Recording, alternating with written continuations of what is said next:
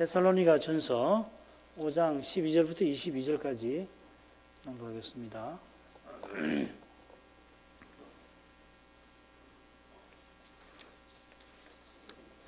5장 12절. 형제들아, 우리가 너희에게 구하노니 너희 가운데에서 수고하고 주 안에서 너희를 다스리며 구원하는 자들을 너희가 알고 주의 역사로 말미암아 사랑 안에서 가장 귀히 여기며 너희끼리 화목하라. 또 형제들아, 너희를 권면하노니 규모 없는 자들을 권계하며 마음이 약한 자들을 안위하고 힘이 없는 자들을 붙들어주며 모든 사람을 대하여 오래 참으라.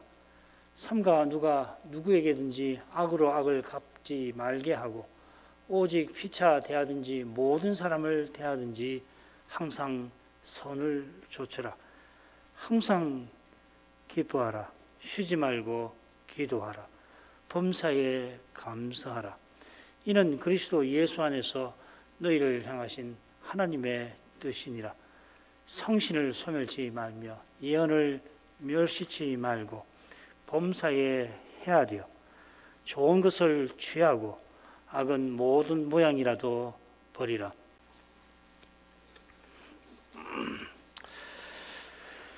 사도가 권면의 마지막 부분, 방금 읽은 말씀에서 신자의 거룩한 삶이 어떤 것인가 교훈합니다.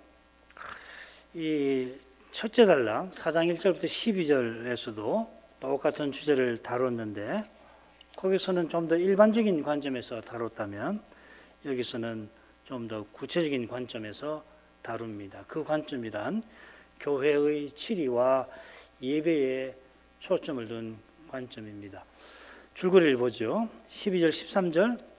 이 주 안에서 다스리며 권하는 직분자들에 대한 바른 태도를 권합니다. 14, 15절은 주 안에서 서로를 대하여 권하는 바른 태도가 되겠습니다. 16절부터 18절은 하나님을 예배하는 바른 태도, 그리고 19절부터 22절은 예언을 대하는 바른 태도에 관한 겁니다.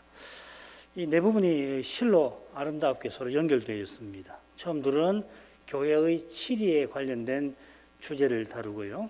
뒤에 둘은 예배와 관련된 주제입니다.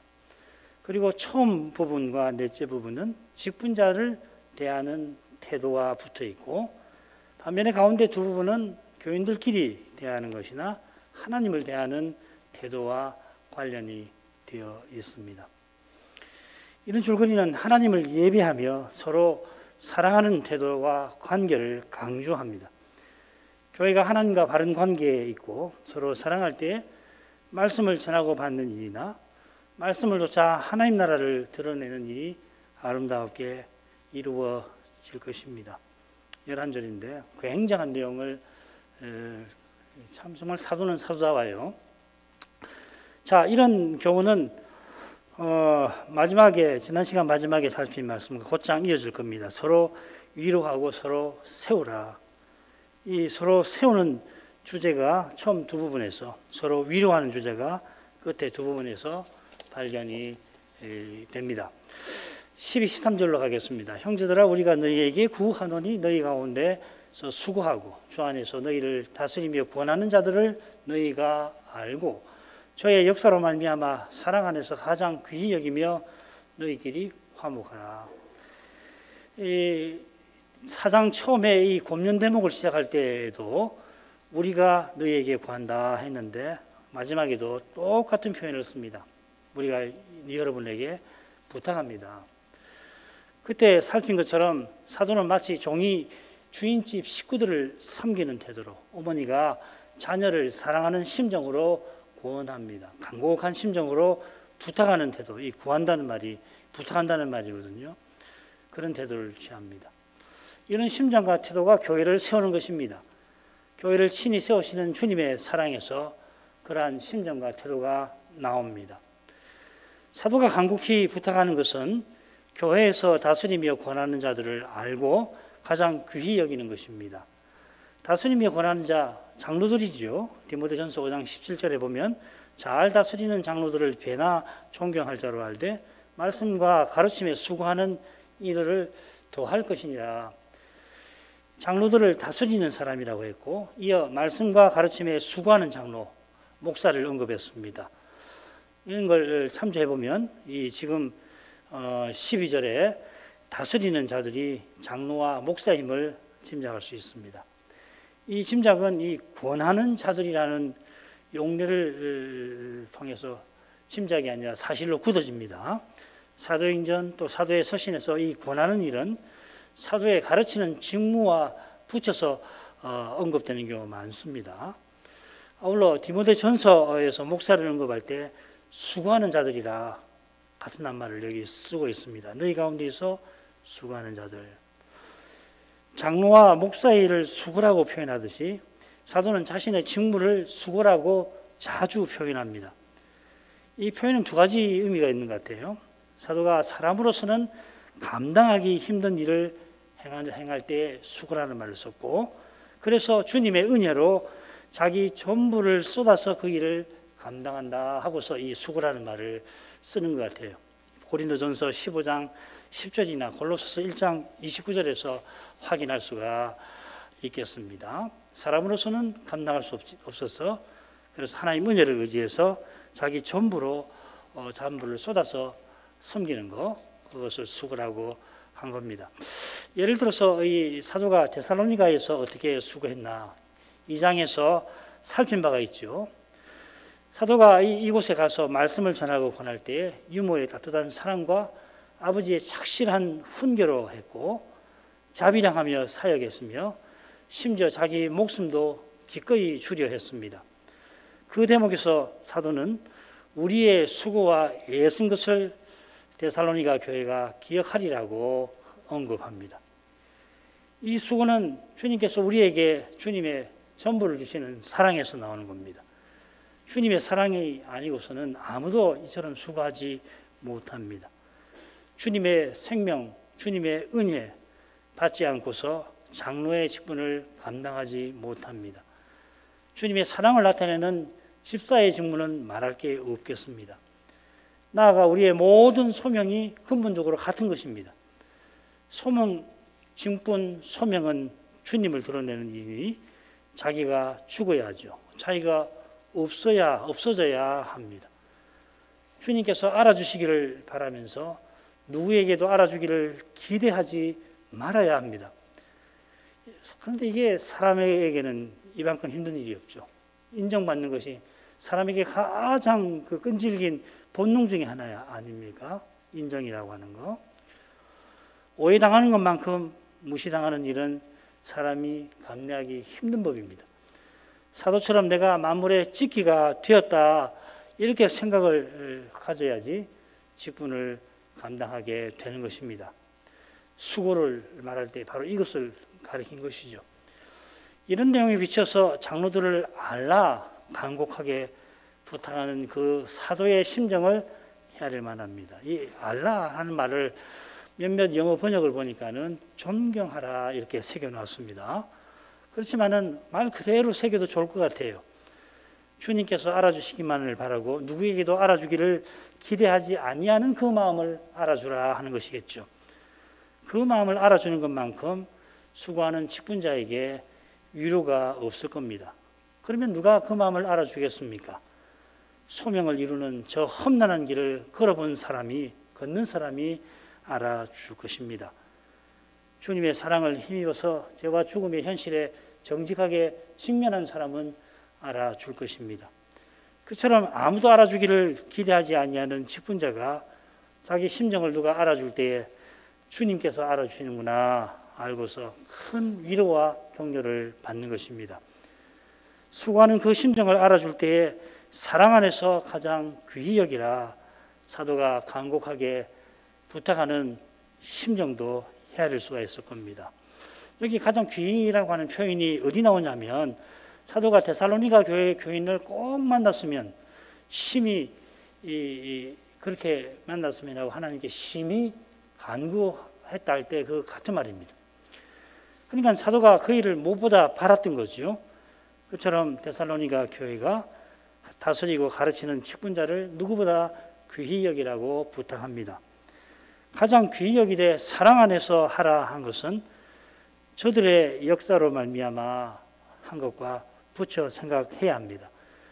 하나님께서 장로들을 세우셔서 말씀을 전하고 전한 말씀을 조차 권하여 교회답게 서나가게 하신 까닭에 그 일이 얼마나 수고인지 아니까 자연히 사랑하는 마음이 일어나는 법입니다. 이어 사도가 너희끼리 화목하라 합니다. 너희끼리 조금 어색하죠, 그죠? 서로 사랑하라, 너희가 서로 화목하라, 이렇게 새기는 게 낫겠습니다. 왜 이런 명령을 장로들을 대하는 태도를 간곡히 부탁한 다음에 덧붙인 것일까 생각해 볼 만합니다.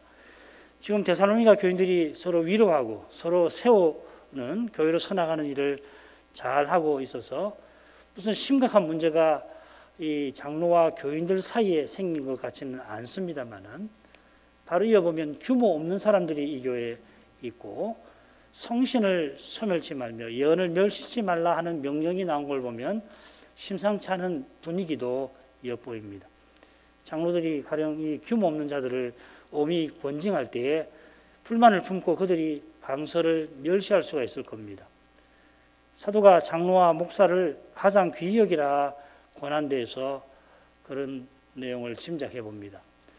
그러나 그런 문제가 실제로 있었는가 규명하는 것은 학자분들께 맡기기로 하고 그런 문제가 언제나 일어날 수 있다는 이 사실을 우리는 명심할 것입니다. 게다가 말씀을 전하고 받는 일이 장애가 생기면 그게 가장 심각한 문제라는 것을 우리는 잊지 말아야 합니다. 이 문제를 풀지 못하면 어떤 문제도 풀 수가 없고 어떤 것도 문제가 될 것입니다. 말씀을 전하고 전한 말씀을 조차 치리하는 직분자들은 누구보다 이 점을 중요하게 생각해야 합니다. 그처럼 이 문제를 풀기 위해서라면 어떤 수고도 기꺼이 감수해야 할 것입니다. 이 문제를 풀지 못하면 결국은 맡기신 직분을 이루지 못해서 그런 것입니다.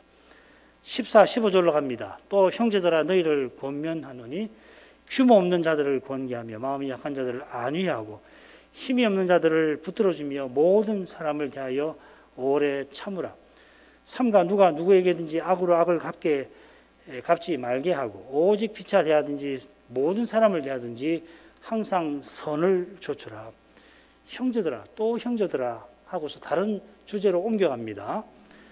이번에는 너희를 권면한다 하는데 11절에도 나왔습니다마는 권위로 눌러서 명령하는 게 아니라 위로와 격려의 심정으로 권하는 겁니다. 이 규모 없는 자가 나왔습니다. 이 군대 용어입니다. 이 대열을 지어서 행진하는데 그 대열에서 이탈해서 자기 마음대로 행하는 사람을 가리키는 표현입니다.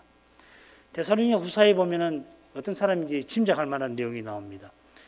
이들은 첫째로 사도의 유전대로 행하지 아니하는 사람들이고 둘째로 일하지 아니하고 일만 만드는 사람입니다. 신자는 재림을 기다리며 다시 오시는 주님을 본받아 살아야 하는데 아마 이들은 주님이 곧 오신다, 아니 오셨다, 오실 거다 하고서 일상의 소명을 게을리 한 것 같습니다. 말은 거창한데 행동은 그렇지 아니한 것입니다. 그런 사람을 권계하라. 이 12절에도 권계라는 표현이 나오죠.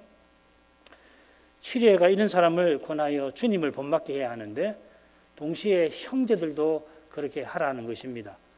이게 결코 쉬운 일이 아닙니다만은 이런 일을 교우들이 서로 행할 때에 하나님 나라의 아름다운 모습이 잘 드러납니다. 물론 함부로 남의 행동을 평가하거나 나아가 비난하지 말아야겠습니다만은 이런 일은 치리에나 하는 일이지 나와는 상관없는 일 아니냐 하고서 하면은 주님의 다스림이 교회에 원만하게 이루어지지 않습니다. 고린도 교회에 이방인도 하지 아니하는 그런 일을 한 사람이 있는데 이 교회가 놀랍게도 그 사람을 치리하지 않잖아요. 그래서 사도가 그 교회에 직접 가서 치리를 하려 했지만은 소득 없이 오히려 눈물을 흘리며 돌아왔던 것을 아실 겁니다. 그래 고린도후서에 보면은 사도가 규모 없이 행하는 사람에게서 떠나라, 교제하지 말라고 명합니다. 분명히 잘못하는데도 눈 감고 마치 아무 일 없는 것처럼 그렇게 서스럼없이 대한다면은 그런 사람은 마음이 높아져서 치리의 근거도 멸시할 수가 있을 것입니다. 둘째로 마음이 약한 자들을 안위하라 합니다. 이분들이 무슨 일로 마음이 약해졌는지 살필만 합니다. 규모 없는 자들이 재림을 그릇되게 기다렸다면 마음이 약한 자들은 자는 자들의 상태가 어떤지 잘 몰라서 슬퍼하는 상태일 수도 있습니다. 아울러 죄와 죽음의 현실에서는 누구든지 스스로는 마음이 약해지는 법입니다. 이 현실을 마주하는 우리 모두에게는 위안이, 위로가 절실할 것입니다. 셋째로는 힘이 없는 자들을 붙들어 주라 합니다. 여기 힘 없는 사람은 몸이 약하고 병든 분들이라기보다는 믿음이 약한 분들 같아요. 문맥을 봐도 그렇고 이 붙들어 준다 하는 표현도 약한 몸과 약한 손을 붙잡는 것보다는 약한 믿음을 붙들어 주는 것을 가리킵니다. 무엇 때문에 믿음이 약해졌는가? 이 사장 전반부에 나오는 내용을 보고서 짐작은 할 수가 있습니다만은 이 교회가 선지 얼마 안 된 현실이니까 이방인 신자들이 나고 자란 그 세상에서 얼마든지 나쁜 영향을 받을 수가 있을 겁니다. 하나님 나라에 들어왔으니 서로 격려하여 그리스도를 의지하며 그리스도를 드러내며 살도록 서로 붙들어주라 합니다. 넷째로는 모든 사람을 대하여 오래 참으라고 합니다. 여기 그냥 모든 사람이 아니라 그 모든 사람이라 되어 있습니다. 데살로니가 교회 전체 교인을 가리킵니다. 밑에 또 모든 사람이 나오는데 좀 다릅니다. 15절에도 보면 모든 사람이 나오죠, 그죠? 14절에 모든 사람과 하고 15절에 모든 사람은 이 구분을 좀 해야 합니다. 여기 모든 사람은 교인 전체를 가리킵니다. 오래 참음은 문제 있는 현실에서 서로 사랑으로 대하는 태도입니다. 바울 사도가 지금 고린도에서 이 서신을 보내고 있죠. 보내는데 이 고린도에 서신을 보내면서 사랑은 오래 참는다 했습니다. 자신이 고린도 신자들 어떻게 사랑으로 대하는지를 잘 보여줍니다. 서로의 연약함을 알고 서로 용납해야 교회답게 서나가는 것입니다. 15절의 두 권면은 오래 참으라는 권면과 붙어 있습니다. 모든 사람을 대하여 오래 참으라 했죠. 역시 누구에게든지 악으로 악을 갚지 말고 피차 대하든지 누구를 대하든지 선을 좇으라 합니다. 악으로 악을 갚지 않고 선을 좇는 이것이야말로 악 앞에서 힘없는 인생에게서 드러나는 그리스도의 사랑입니다. 하나님께서 그리스도 안에서 우리를 대하사 악으로 악을 갚지 않고 오히려 악한 우리에게 선을 베푸셨습니다. 이런 사랑을 맛본 교회와 신자는 서로 나아가 모든 사람에게, 안 믿는 사람에게도 그렇게 선을 나타내도록 힘써야 합니다. 안 믿는 사람을 대할 때에도 선을 좇아야만 참으로 선한 길을 걷는 것이라 할 것입니다. 마태복음 5장 끝에도 바로 그 말씀 아니에요? 악으로 악을 갚는 것이 보복인데 이 보복은 하나님의 몫입니다. 우리의 몫이 아니고 의로우신 하나님만 바르게 보복하시고 홀로 보복하실 수 있습니다. 권위를 받은 치리에도 스스로 보복하지 않도록 주의해야 합니다. 그러려면 갈라디아서 6장 1절에 있는 것처럼 자기를 늘 돌아보아야 하는데 자기가 얼마나 연약한지를 돌아보는 것이라고 말씀을 드렸죠. 16절부터 18절로 갑니다. 항상 기뻐하라, 쉬지 말고 기도하라, 범사에 감사하라. 이는 그리스도 예수 안에서 너희를 향하신 하나님의 뜻이니라. 이 신약 성경을 장절로 구분한 분들이 있는데 이 부분을 한 절이 아니라 석 줄로 그렇게 구분을 해놨습니다. 왜 이렇게 했을까? 그분들 혹시 만나게 되면 묻고 싶은데 이 석 줄로 이렇게 구분하는 것이 적절하다 생각합니다. 우선 사도가 여러분 기뻐하십시오, 기도하십시오, 감사하십시오. 여러분이라고 되어 있습니다. 복수로 쓰여져 있습니다. 항상 기뻐하라, 너는 기뻐하라가 아니고 여러분 기뻐하십시오 이렇게 되어 있습니다. 기도하라는 명령은 이어지는 넷째 부분에서 예언을 멸시치 말라 하는 명령과 더불어서 이 공적 예배와 관련된 명령이라는 것을 짐작하게 합니다. 서신의 마지막 23절부터 28절에도 이것이 이어져요. 아울러 항상 기뻐하는 것, 범사에 감사하는 것은 쉬지 말고 기도하는 것과 붙어 있는 권면입니다. 자, 이런 맥락에서 항상 기뻐하라는 명령은 고난 중에서, 환난 중에서 하나님을 기쁘게 섬기는 모습을 보여줍니다. 이 교회가 많은 환난 중에 성신의 기쁨으로 말씀을 받아서 사도와 주를 본받았다 했습니다. 이 교회를 자신의 영광과 기쁨이라고 사도는 고백합니다. 그래 자기 목숨도 줄여 했던 것입니다. 그처럼 사도는 이 교회가 어려운 현실에도 주 안에서 굳게 선 줄 알고 우리 하나님 앞에서 너희를 인하여 모든 기쁨으로 기뻐한다 하였습니다. 사도처럼 목숨을 쏟아 교회로 서고 교우를 위하는 태도로 하나님을 섬기는 모습이 기뻐하라 하는 명령에 담겨 있습니다. 그래서 항상 기뻐하라 한 것입니다. 어떤 현실에도 주님을 모신 교회와 신자는 이 기쁨을 맛보게 될 것입니다. 모신 주님이 우리에게 참된 기쁨이 되셔서 그렇습니다. 주님을 모신 교회와 신자는 쉬지 말고 기도하라는 명령을 이미 받들고 있습니다. 주님을 모신 교회와 신자가 주님을 가까이 합니다. 주님이 먼저 함께 해주시지 않으면 우리가 주님을 가까이해서 주님과 함께 할 수 없는 것입니다. 그처럼 주님을 늘 모신 신자는 늘 기도합니다. 그의 생각이 주님을 모시고 펼쳐지고 있으니 이미 기도하고 있는 것이고 자기도 모르게 기도하고 있는 거예요. 무슨 생각할 때 혼자서 생각을 하는 게 아니라 어느새 하나님께 여쭙고 있는 건 하나님 이거 어떻게 생각을 해야 할까요? 하나님 대체 이게 뭡니까? 제가 무엇을 보아야 합니까? 이렇게 하고 이미 기도를 하고 있는 것이거든요. 그처럼 주님 앞에서 늘 행하려 합니다만은 그러지 못할 때마다 주님 용서해 주십시오. 힘을 주십시오. 기도하는 거죠. 사도가 날마다 모든 교회를 위한 염려로 짓눌렸던 것처럼 쉬지 않고 기도할 때 너희를 말하였습니다. 모든 교회를 위해서 기도하였습니다. 염려에 짓눌릴 때마다 사도는 이거 어떻게 해야 되나 물론 그런 생각을 했겠지만 곧바로 기도를 드린 것이겠죠. 쉬지 말고 기도해야 하는 것은 기도하지 못하는 현실, 기도하지 아니하는 연약함, 기도하지 못하게 막는 대적들과 붙어 있을 겁니다. 이런 힘든 현실과 우리의 연약함과 원수들의 방해를 기억하고 우리가 늘 주님을 의지하고 모시고 섬겨야 합니다. 기도하는데 쉬지 마셔야 합니다. 주님 안에서 범사에 감사하라는 명령도 우리가 받을 수 있습니다. 이 명령은 항상 기뻐하라는 명령과 짝을 이루겠죠.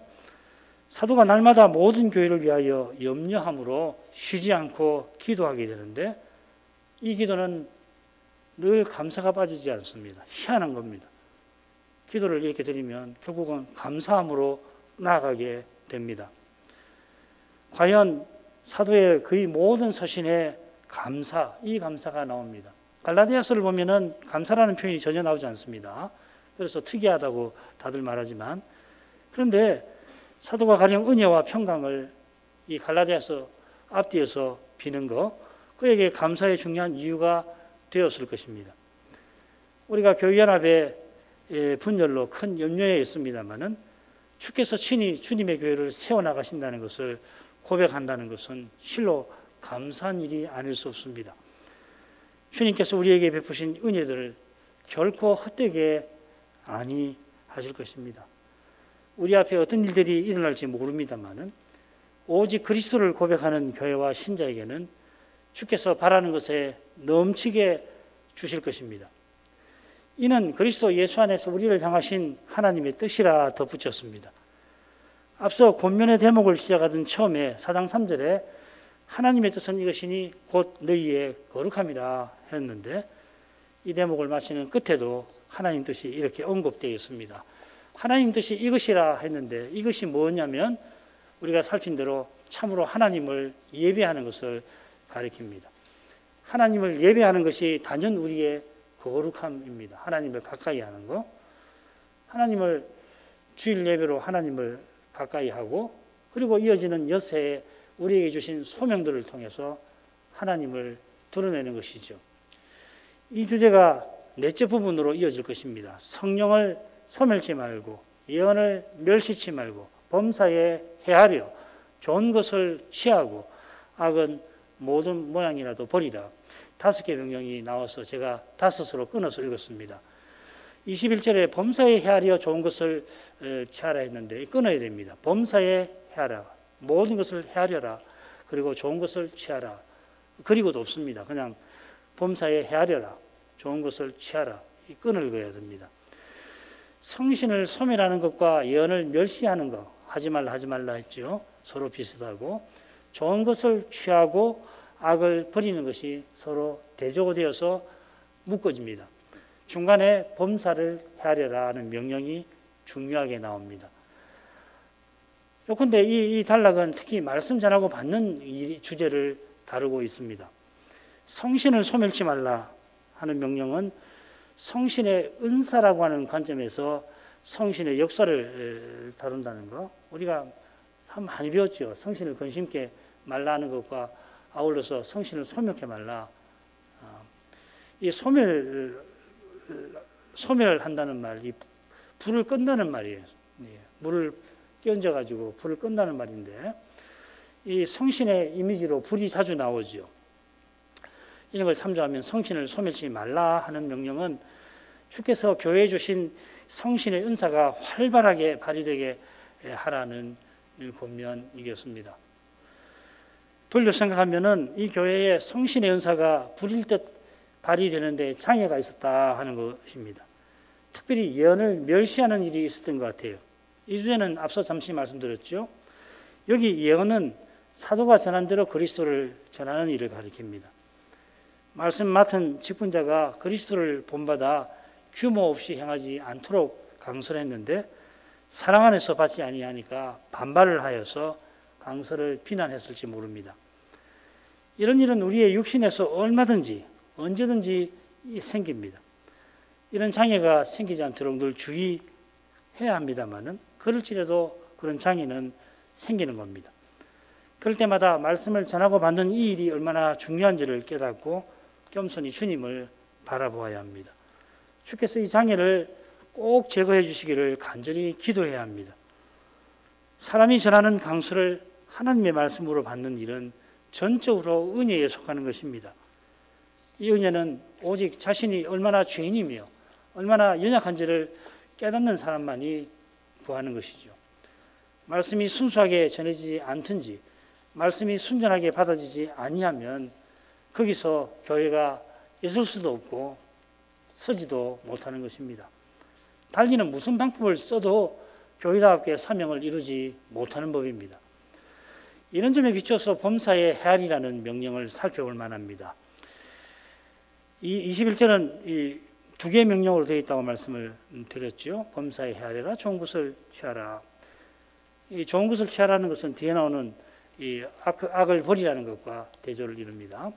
21절 처음에 보면은 범사에라고 했는데 범사를 모든 것을 헤아리라 새기는 게 낫습니다. 여기 모든 것이 무엇인가 그러면은 그 답을 얻기 위해서 헤아린다는 이 표현에 시험한다는 뜻이 있다는 것을 기억할 필요가 있습니다. 그럼 뭘 시험해야 하나? 앞에 나온 성신의 은사, 특별히 예언의 은사와 붙여 생각을 해야 자연스러울 겁니다.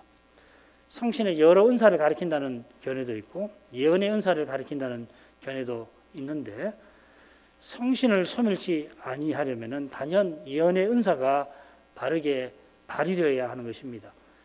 말씀을 전하고 받는 일에 장애가 생기면은 다른 직분 소명을 이루는 것이 당연히 힘듭니다.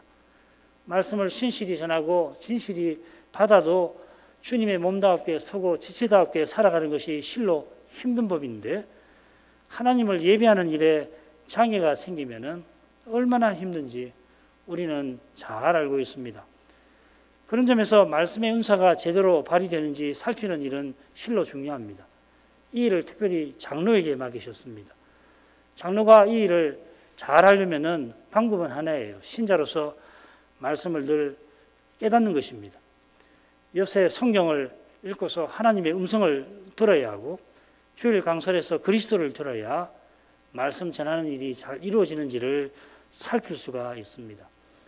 장로가 목사의 강설을 감독하기 위해서 필요하면 신학 공부도 하게 되겠습니다만은 무릇 신학 공부를 제대로 하는 길이 말씀을 바로 깨닫는 거기에 있는 것입니다.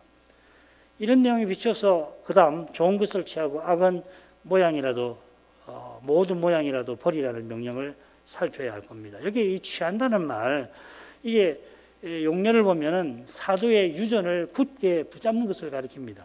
고린도전서, 히브리서 제가 인용해 놨는데 한번 돌아가셔서 읽어보시기 바랍니다. 굳게 지킨다, 이렇게 견고히 잡는다 이렇게 번역이 되었습니다. 마찬가지로 이 버리라고 하는 명령은 취한다는 명령의 반대말이 되는데 흥미롭게도 이 버리라고 하는 낱말에 보면은 취하라는 낱말의 말과 같은 말이 있어요. 그러니까 사도의 유전은 거기에 자신을 굳게 붙들어 놓아야 하는 것이고, 이 사도의 유전과 반대되는 것은 자신을 붙들어서 거기서 벗어나게, 어떻게든지 거기서 벗어나야 된다는 이야기죠. 그죠? 사도의 유전은 거기다가 자기를 굳게 붙들어 메어 놓아야 하는 것이고, 사도의 유전과 반대되는 것은 자기를 붙들어서 거기서 끌고서 거기서 벗어나도록 하라. 아주 이미지가 그렇게 되어 있습니다. 묶어서 붙들어서 묶어둔다. 그리고 자기를 붙들고서, 영어로 홀드입니다. 붙들고서 거기서 벗어나도록 하라 이 말입니다. 사도의 유전을 선이라고 부른 것인데 과연 그렇습니다. 이보다 선한 것이 없습니다. 온갖 선한 것이 있더라도 사도가 전한 대로 그리스도를 알지 못한다면 그 모든 것은 참으로 선한 것이 되지 못하고 심지어 악한 것이 될 수가 있습니다. 사도가 전한 대로 그리스도를 전하는 일이 있어서 악으로 악을 갚지 않고 선으로 갚는 놀라운 일이 교회와 신자에게 나타나는 겁니다. 이런 일이 있어서 악한 세상이 오늘도 유지되는 것입니다. 사도의 유전을 선이라고 부르고 그것과 대조해서 악이라고 하는데, 악은 모든 모양이라 표현했습니다. 모양보다 종류가 낫습니다. 사도의 유전에서 벗어나면 무엇이든지 악한 것이다, 악이라는 그런 어취가 풍깁니다. 강단에서 사도가 전한 대로 그리스도를 전하지 아니하면은 그 내용이 어떤 것이든지, 전하는 방식이 감동적이든지, 전하는 사람이 아무리 인격적이든지 상관없이 악합니다. 그처럼 사도가 전한 대로 그리스도를 전하는 직분자는 사도를 본받아 교회의 유익을 위해서 힘써 전해야 합니다. 사도가 좋은 모범이고, 그 모범이 특별히 예배소 장로를 밀리도에다 청해서 연설한 대목에 잘 나오죠. 좀 길지만 읽겠습니다. 아시아에 들어온 첫날부터 지금까지 내가 항상 너희 가운데서 어떻게 행한 것을 너희도 아는 바니 곧 모든 겸손과 눈물이며 유인의 관계를 인하여 당한 시험을 참고 주를 섬긴 것과 유익한 것은 무엇이든지 공중 앞에서나 각 집에서나 어림이 없이 너에게 전하여 가르치고 유대인과 헬라인들에게 하나님께 대한 회개와 우리 주 예수 그리스도에 대한 믿음을 증거한 것이라. 21절에 사도의 유전이 나오죠. 하나님께 대한 회개와 그리스도께 대한 믿음. 고린도전서 15장에서는 그 성경대로 그리스도께서 죽으시고 성경대로 부활하심이라고도 표현합니다. 사도가 오직 그리스도를 전하기 위해서 겸손과 눈물로 했고 시험을 참았습니다. 교회에 유익한 것은 무엇이든지 전하고 가르쳤습니다. 같은 심정과 태도로 데살로니가에 갔을 때에도 사도가 주님께 받은 복음을 전했다는 것을 이 장에서 우리가 살필 수 있는데, 주님의 영광과 교회의 유익을 위해서 즐겨 자기 목숨을 주었다 고백을 하고 있습니다. 사도가. 말씀의 직분자는 이런 심정과 태도로 그리스도만을 전할 것입니다. 그러면 주님께서 전한 그 말씀을 헛되게 아니하실 것입니다. 겸손히 그 말씀을 받는 신자들이 있어 그들이 주님의 몸과 지체로 서나가게 하실 것입니다. 기도하십시다. 거룩하신 아버지, 사도를 통해서 교회가 어떻게 존재하고 서나가는지 알려주셔서 감사드립니다. 부활의 주님께서 사도를 세우신 것처럼 주님의 교회답게 서나가도록 직분을 친히 세우셨습니다. 주님께서 친히 음성으로 말씀해 주시면 가장 좋겠지만은 그 거룩한 영광을 죄 있는 인생이, 죄가 있는 이 현실에서 견디지 못하기 때문에 똑같이 연약한 인생을 세워 말씀을 전하게 하시고 전한 말씀을 조차 치리하게 하신 줄 압니다. 이는 아울러 주님께서 친히 전하시고 다스리시기 위함인 줄 압니다. 사람이 스스로 말씀을 전할 수 없고 스스로 하나님 나라를 통치를 드러내지 못합니다. 오직 주님이 성신으로 하십니다. 저희 교회들이 성신을 소멸치 아니하게 하시고 예언을 실로 존중하게 하옵소서. 주님께서 이 심각한 장애를 제거해 주시기를 간구합니다. 달리는 저희가 이 시대에 주님의 교회로 서나갈 길이 없습니다. 주님의 자비를 이 전염병이 도는 현실에서 더욱 겸비히 간절히 구합니다. 예수님의 이름으로 기도합니다. 아멘.